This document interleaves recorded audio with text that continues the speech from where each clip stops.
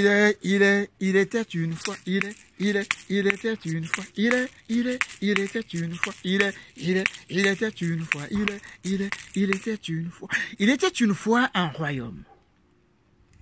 Et dans ce royaume, une belle femme. Fatoumata qu'elle s'appelle. Mais dans le royaume, dans tout le village, dans tout le royaume, on l'appelle plutôt la belle Fatou. Parce que Fatou est très belle.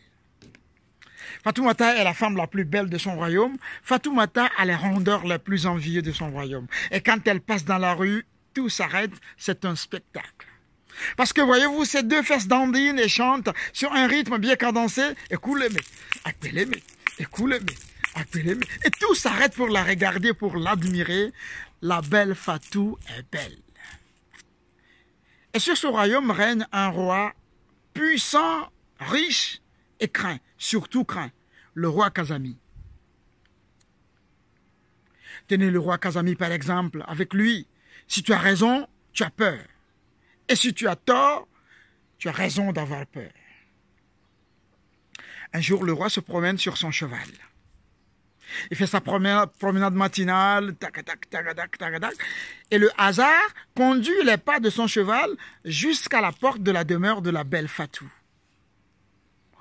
Le roi l'aperçoit au loin. Oula, mais quelle belle forme, dit-il. Alors il s'approche tout doucement, tout doucement, tout doucement, et le voilà derrière la belle Fatoumata.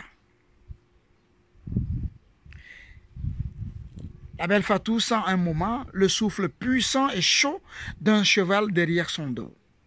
Elle lève la tête, oh, c'est le roi himself.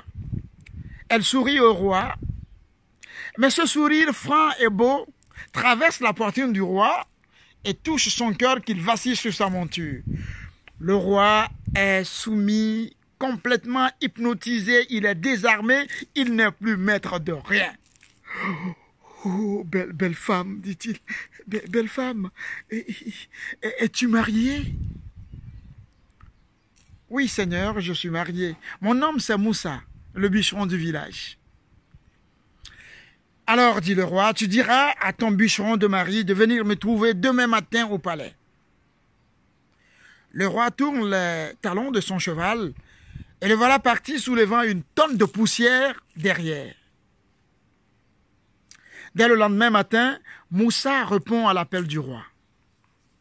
Alors le roi lui donne un cheval.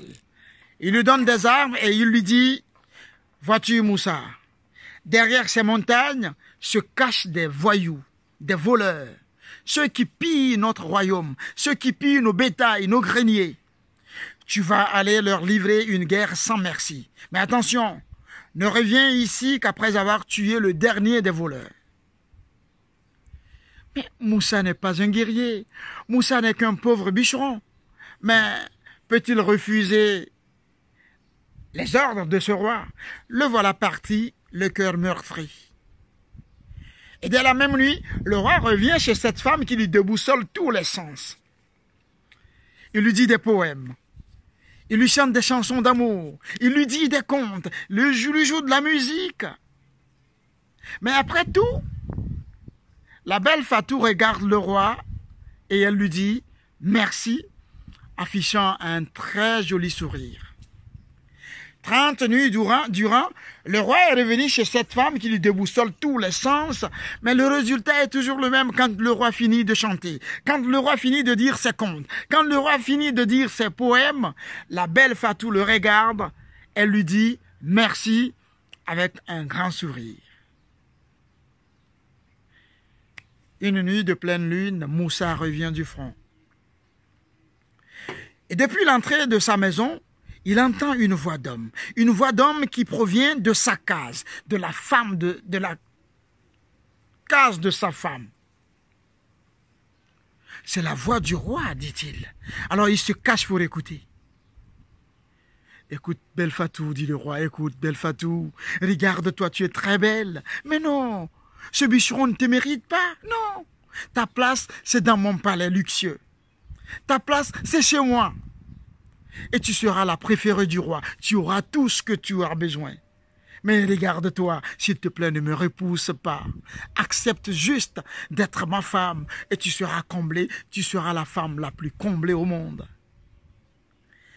Depuis sa cachette, Moussa écoute aussi la voix de sa femme qui répond au roi. « Mais Seigneur, vous avez tout pouvoir sur nous. Prenez tout ce que vous voulez, Seigneur. Vous êtes tout, nous sommes rien. Prenez tout ce que vous voulez. Prenez nos greniers, prenez nos bétails, prenez même nos maisons. Mais s'il vous plaît, n'exigez pas mon plaisir, car je ne vis que pour un seul homme, Moussa, le bûcheron du village. » Pensez-vous que le roi est content de cette réponse? Eh bien, vous avez raison, le roi n'est pas content de cette réponse.